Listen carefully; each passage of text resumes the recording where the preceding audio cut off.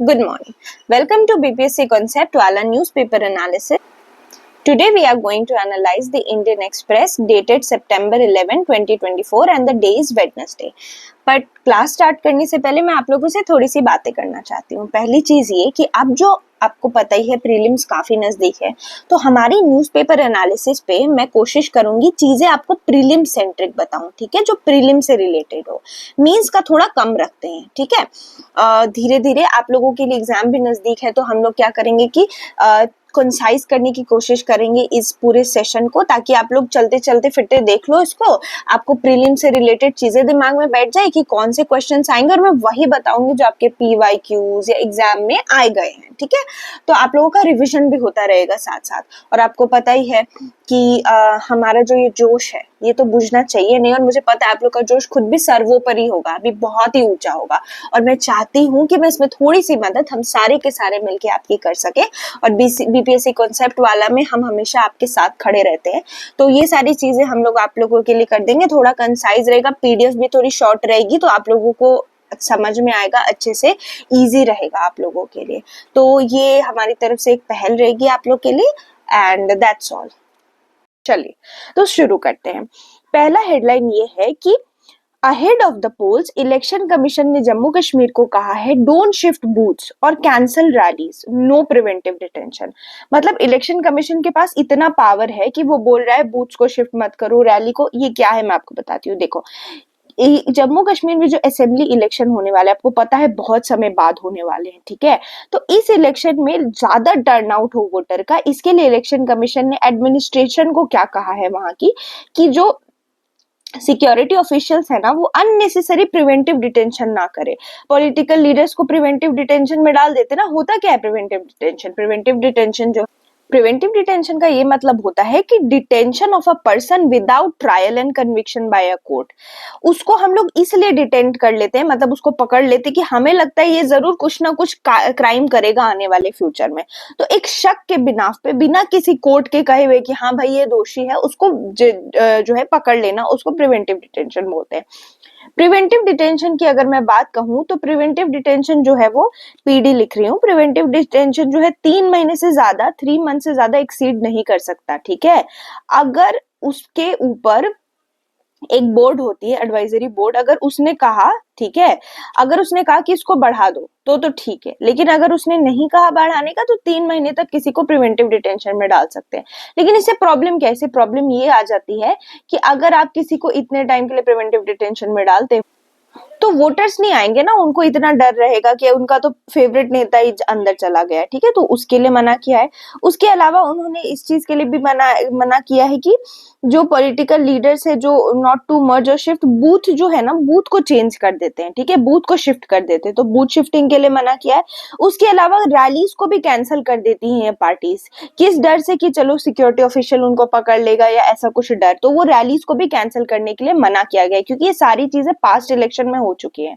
तो जो election commissioner है, कौन है इलेक्शन कमिश्नर? राजीव कुमार, ठीक है। इलेक्शन कमिश्नर ने, हमारे जो चीफ इलेक्शन कमिश्नर है उन्होंने कहा है, और इलेक्शन कमिश्नर ज्ञानेश कुमार सुखबीर सिंह ने कहा है कि वाइल विजिटिंग जम्मू कश्मीर, उन्होंने कहा कि लास्ट टाइम ये सारी चीजें हुई थी तो प्रिवेंटिव डिटेंशन को खत्म नहीं, मतलब कम कर दो, बिल्कुल मतलब ना ही कर दो। तो जो कंडक्ट है ना असेंबली पोल का जम्मू कश्मीर का, ये सुप्रीम कोर्ट ने कहा था उसके लाइन पर ही कराया जाएगा, जिस तरह से सुप्रीम कोर्ट ने कहा था। तो ये पूरी एक तरीका होगा। आप लोग मुझे बताएंगे जो ये प्रिवेंटिव, अब मैं बोल रही थी ना आपके लिए प्रीलिम सेंट्रिक चीजें पूछूंगी मैं आपसे कमेंट में भी, तो कौन सा आर्टिकल है जो ग्रांट करता है protection to person who are arrested और डिटेन्ड, ठीक है, वो कौन सा आर्टिकल है हमारे सुप्रीम कोर्ट का? अगर कोई इंसान अरेस्ट हो जाता है, ये डिटेन हो जाता है, तो उसको कौन सा आर्टिकल जो है वो प्रोटेक्ट करता है, ठीक है। और उस आर्टिकल में, वो जो भी आर्टिकल, उसमें 2 पार्ट हैं, ठीक है। पार्ट 1 है ओ शिट, मैंने तो आपका आंसर ही लिख दिया, आई एम सो सॉरी।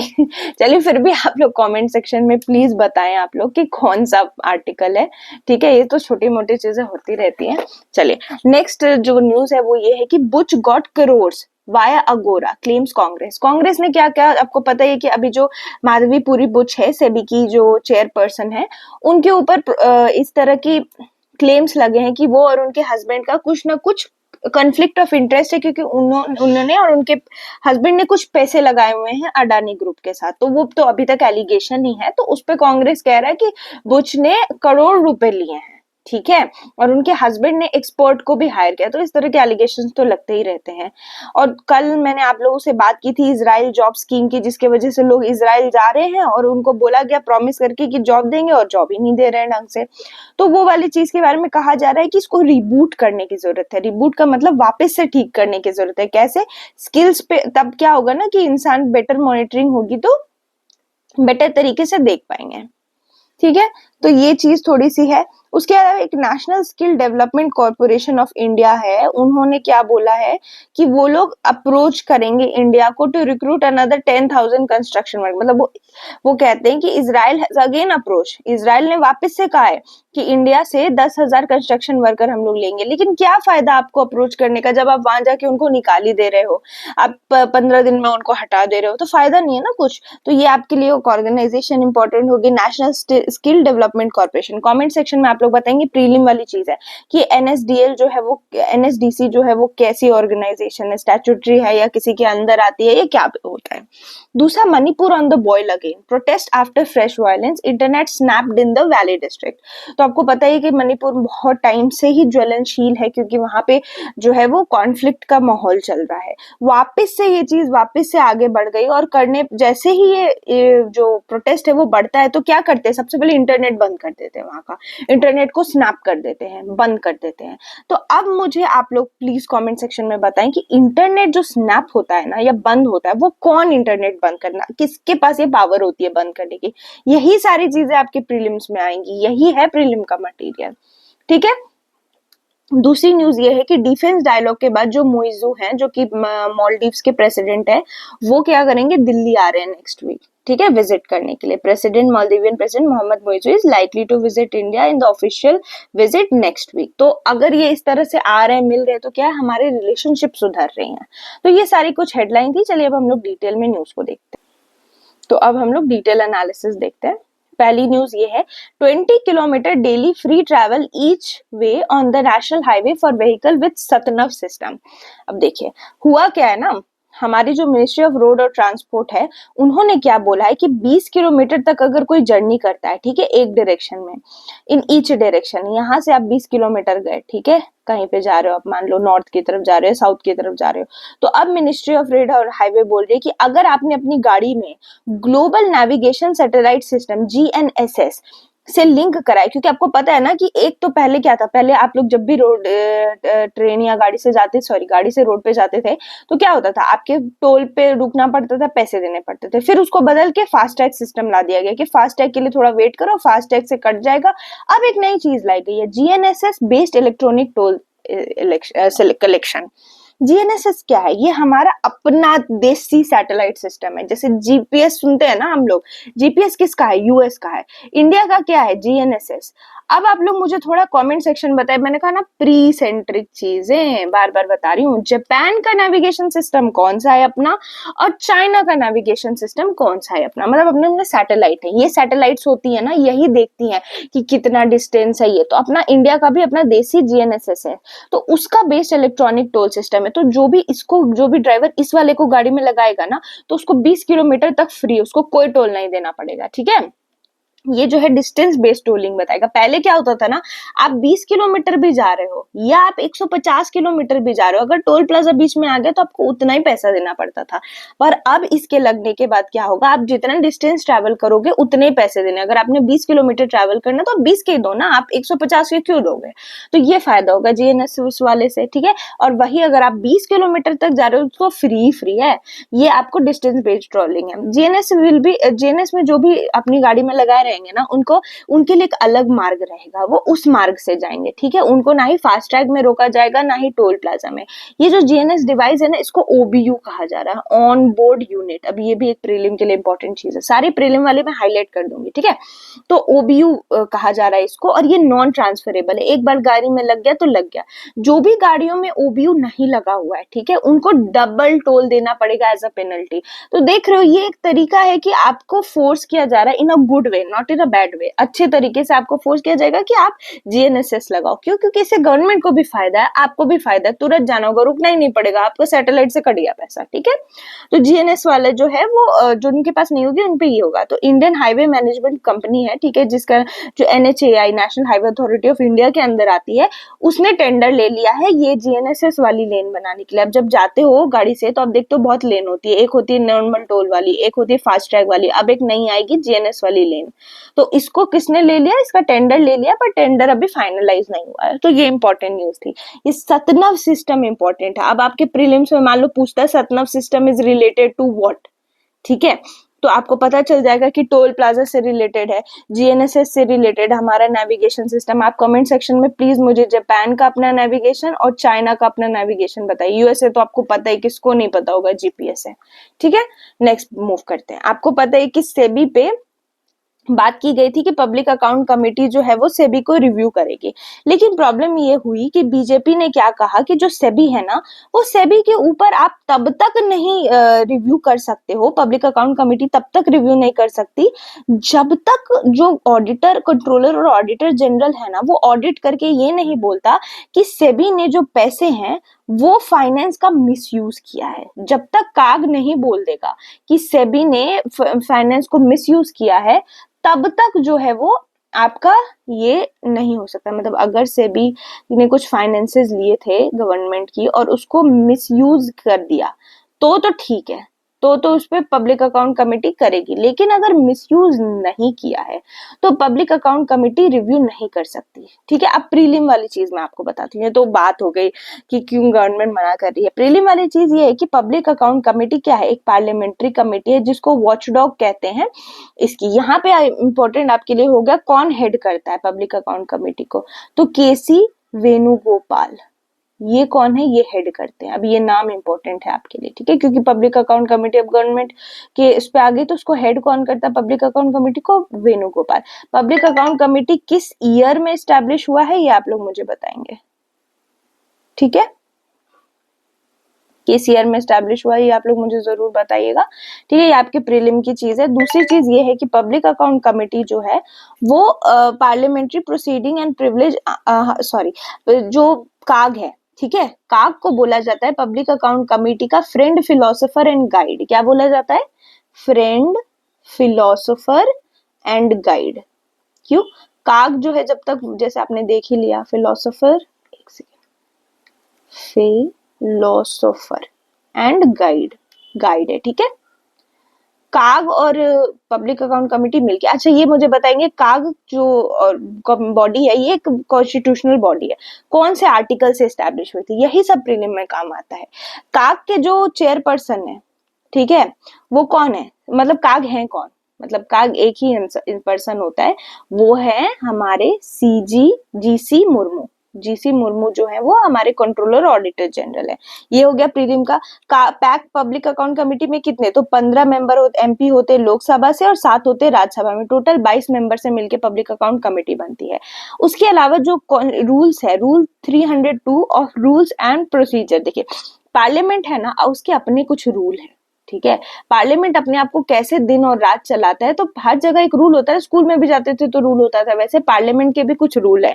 वैसे एक रूल 308 है, वो देखता है, वो रूल बताता है कि पब्लिक अकाउंट कमेटी किस तरह से काग के दिए हुए रिपोर्ट पे किस तरह से जो है चीजों को रिव्यू करेगा, ठीक है। तो रूल 308, तो कौन सा रूल इंपॉर्टेंट हो गया आपके लिए प्रीलिम के लिए, तो 308 किससे रिलेटेड है, काग एंड पब्लिक अकाउंट कमेटी के रिव्यू से रिलेटेड है, ठीक है।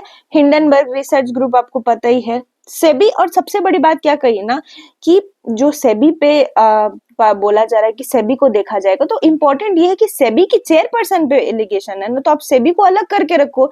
चेयरपर्सन तो एक इंडिविजुअल है, पर सेबी तो एक ऑर्गेनाइजेशन है, एक रेगुलेटरी बॉडी है, तो आप कैसे सेबी को बोलो हम सेबी को रिव्यू करेंगे, आप माधवीपुरी जी को करो रिव्यू, ये कहना है बीजेपी का, ठीक है।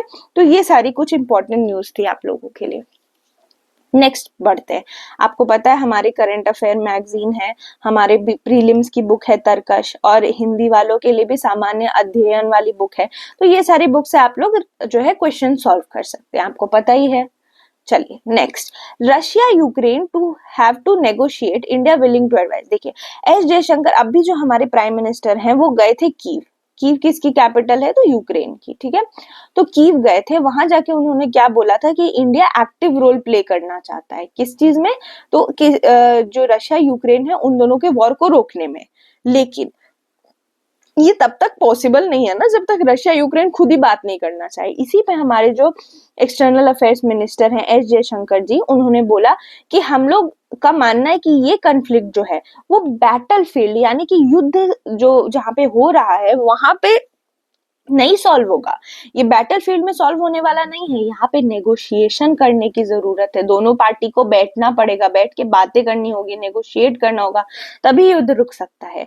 लेकिन इस चीज के लिए इंडिया का अगर रोल की जरूरत बात की गई तो इंडिया जरूर हेल्प करेगा, ऐसी बात कही है इन्होंने, ठीक है।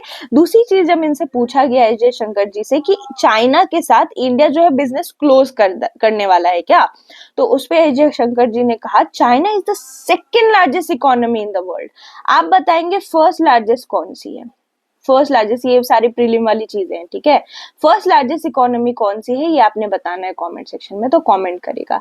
सेकंड लार्जेस्ट इकोनॉमी है अगर चाइना, और चाइना एक प्रीमियम मैन्युफैक्चरर है, बहुत ज्यादा मैन्युफैक्चरिंग इंडस्ट्री है, तो कोई ऐसा कह ही नहीं सकता कि मैं तो चाइना से बिजनेस नहीं करूंगा, ऐसा एस जयशंकर जी ने कहा। उन्होंने बोला इंपॉर्टेंट मैटर ये हो जाता है कि कौन से सेक्टर में बिजनेस की बात आप लोग कर रहे हैं। कुछ सेक्टर में हम कर सकते हैं बिजनेस, कुछ में नहीं। तो उनका ये कहना था कि इसका कोई ब्लैक एंड व्हाइट आंसर नहीं है। ब्लैक एंड व्हाइट का मतलब होता है कि एकदम सच एकदम झूठ नहीं है। आप मुझसे इस क्वेश्चन का सवाल पूछोगे तो इसका जवाब ब्लैक एंड व्हाइट नहीं है, ऐसा हमारे एस जयशंकर जी ने कहा। ओके, उसके अलावा उन्होंने ये भी कहा कि जर्मनी के साथ हम लोग एआई, फिनटेक और ग्रीन टेक्नोलॉजी में कोऑपरेशन करेंगे, तो ये भी इंपॉर्टेंट चीज हो जाती है। तो ये सारी न्यूज थी। नेक्स्ट मूव ऑन करते हैं। देखिए एक स्टैंडिंग कमेटी के बारे में आपको मैंने बताया था कि पार्लियामेंट्री कमिटीज जो होती हैं उनका काम क्या होता है। पार्लियामेंट्री कमिटीज जो हैं वो बिल्स को देखती हैं, वो देखती हैं कि कोई बिल को एक्ट बनाने से पहले या फिर कोई बड़ा जो डिसीजन होता है उसको पार्लियामेंट्री कमेटी देखती है कि क्या ये सही है, क्या इसको आगे बढ़ने देना चाहिए। तो स्क्रूटिनी, स्क्रूटिनी यानी कि निंदा, स्क्रूटिनी करती है। डिबेट, डिस्कशन, ये सारी चीजें में पार्लियामेंट्री कमेटी बहुत मदद करती है, क्योंकि अगर डिस्कशन नहीं हुआ तो कोई भी बिल एवं ही पास हो जाएगा, ठीक है। तो जो स्टैंडिंग कमेटी होता है उसी पार्लियामेंट्री कमेटी में होते हैं एक स्टैंडिंग कमेटी, एक एडहॉक कमेटी, दो तरह की होती है, ठीक है। तो उसमें एक स्टैंडिंग कमेटी है जिसको कहते हैं national board for wild life. उन्होंने क्या किया, उन्होंने एक कॉन्ट्रोवर्शियल सा प्रोजेक्ट पास कर दिया। उन्होंने क्या बोला, एक ट्रांसमिशन लाइन बनेगी। ट्रांसमिशन आप जानते हैं ना, तारे जो से इलेक्ट्रिसिटी जाती है, ठीक है। तो इस तरह की ट्रांसमिशन लाइन है, उसको पास कर दिया। कहाँ पे? तो गोवा के, अब प्रीलिम वाले चीज जो मैं आपको बता रही थी, गोवा में है मोलेम नेशनल पार्क। ये हो गया आपके लिए प्रीलिम्स के लिए इंपॉर्टेंट कि कहाँ पे मोलेम नेशनल पार्क है, तो गोवा में। दूसरी चीज, wild ass sanctuary little Rann of Kutch. Rann of Kutch जो कि कहाँ पे? गुजरात में, वहां पे वाइल्ड एज सैंक्चुरी है, वहां पे भी इंफ्रास्ट्रक्चर प्रोजेक्ट जो है वो पास कर दिया गया है। तो आपको पता है ये सारे वाइल्ड लाइफ एरियाज है। अगर यहाँ पे इस तरह का कोई लाइन या फिर कुछ ऐसा पास होता है ना, तो जो वहाँ की फ्लोरा और फौना होती है, फ्लोरा यानी कि जो प्लांट की स्पीसीज है, और फौना मतलब जो एनिमल्स, ठीक है। तो फ्लोरा और फौना जो है वो डिस्टर्ब होता है, वहां की स्पीसीज डिस्टर्ब होती हैं। तो ये वाली चीज इंपॉर्टेंट हो जाती है, लेकिन ये पास तो अब हो गया है। दूसरी चीज क्या है, जो मोलेम नेशनल पार्क है ना, वो आपका किसके अंदर है? यही सब प्रीलिम का इंपॉर्टेंट मटेरियल है। वो है आपका भगवान महावीर सेंचुरी के अंदर, मोलेम नेशनल पार्क। ये एक प्रोटेक्टेड एरिया है वेस्टर्न घाट में। आपको पता है ये वेस्टर्न घाट क्या है? हॉटस्पॉट है कि नहीं? इनफैक्ट हॉटस्पॉट ही नहीं, ये हॉटेस्ट हॉटस्पॉट है। तो अब मुझे कमेंट सेक्शन में बताएंगे, प्रीलिम वाली चीज है, कि हॉटेस्ट हॉटस्पॉट क्या होता है, ठीक है। हॉटस्पॉट तो सबको पता है, हॉटेस्ट हॉटस्पॉट क्या होता है ये जरूर आप लोग मुझे बताओगे, ठीक। तो वेस्टर्न घाट में जो भगवान महावीर सेंचुरी के अंदर ये मोलेम नेशनल पार्क है।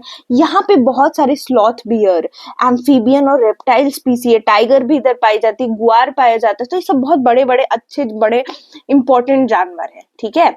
लेकिन अगर इस तरह की कोई जो है प्रोजेक्ट पास हो जाती है तो प्रॉब्लम हो सकती है ना किसको? स्पीसी को।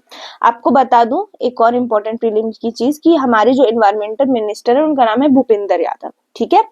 और दूसरी चीज ये है कि national board of wild life ने जब इस प्रोजेक्ट को पास करने की बात की है, तो सुप्रीम कोर्ट ने 2022 में बोला था कि जो ट्रांसमिशन लाइंस है ना, यहाँ पे कहाँ पे, रन ऑफ कच्छ वगैरह वाले एरिया में उसको रिड्यूस करो, ठीक है, क्योंकि अगर ये लाइन ऑफ ट्रांसमिशन लाइन बढ़ती रही तो डिफॉरेस्टेशन बढ़ेगा, ऐसा सुप्रीम कोर्ट ने कहा था।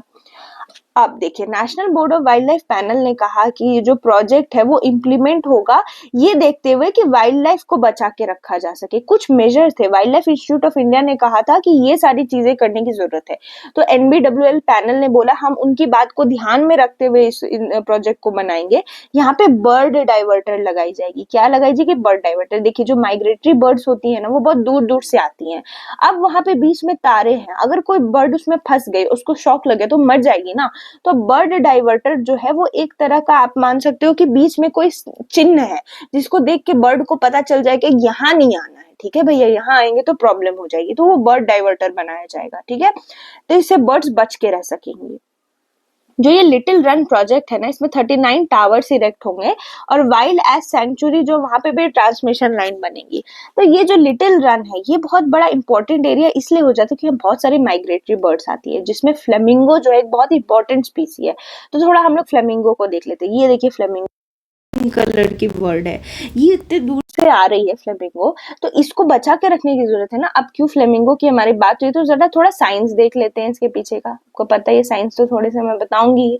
तो देखिए, ये यूकैरियोट है। यूकैरियोट के बारे में क्या कहते हैं? यू मतलब होता है ट्रू, कैरियन का मतलब न्यूक्लियस। ऐसे ऑर्गेनिजम्स जिनमें ट्रू न्यूक्लियस है, न्यूक्लियस यानी कि न्यूक्लियर मेम्ब्रेन से घिरा हुआ न्यूक्लियस, उसको ट्रू न्यूक्लियस बोलते हैं। जैसे हमारी बॉडी पे सेल्स के ऊपर सेल मेम्ब्रेन है ना, वैसे न्यूक्लियस के ऊपर न्यूक्लियर मेम्ब्रेन होता है।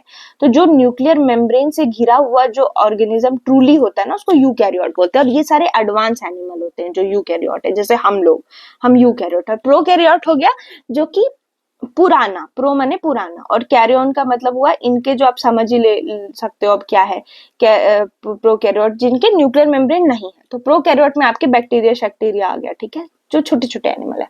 तो यूकैरियोट है, किंगडम इसका एनिमेलिया है, फाइलम इसका कॉर्डेटा है, और क्लासिफिकेशन एव्स है। एव्स के अंदर सारे बर्ड्स होते हैं। तो अगर आपको कल को एग्जाम में एव्स दिख जाए तो आप समझ लेना कि ये बर्ड है। उसके अलावा जो रन ऑफ कच्छ है ना, इसमें और भी कुछ इंपॉर्टेंट बर्ड्स आती है, जैसे एशियन हाउबारा, वल्चर, क्रेन और स्टॉर्क। तो ये एक इंपॉर्टेंट न्यूज थी। नेक्स्ट हम लोग देखते हैं, एक आर्टिकल आया है कि आईआईटी मद्रास का जो कैंपस है ना वो ईस्ट अफ्रीका में खुलेगा। कहाँ पे? तो जंजीबार में। ये देखिए, ये जंजीबार तंजानिया का, जैसे कि आप देख सकते हैं, जंजीबार एक तंजानियन आर्किपिलेगो है, ठीक है। किस पे? तो कोस्ट ऑफ ईस्ट अफ्रीका पे। ये रहा जंजीबार, ठीक।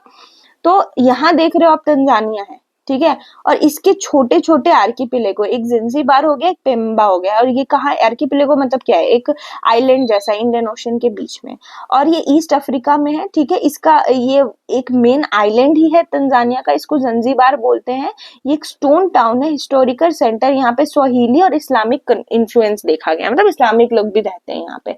तो जंजीबार में पहला आईआईटी मद्रास का कैंपस खुलेगा। देखो, आईआईटी मद्रास 1959 में शुरू होता है। आईआईटी मद्रास ने तब से, ये जो वी कामाकोटी है ना, ये आईआईटी मद्रास के डायरेक्टर हैं, इन्होंने ये आर्टिकल लिखा है। तो जो आईआईटी मद्रास के बारे में इन्होंने बताया है, जो आपके लिए प्रीलिम के लिए इंपॉर्टेंट, मैं वो सारी चीजें बता देती हूँ। देखो, आईआईटी मद्रास में बहुत सारी इनोवेशन होती है।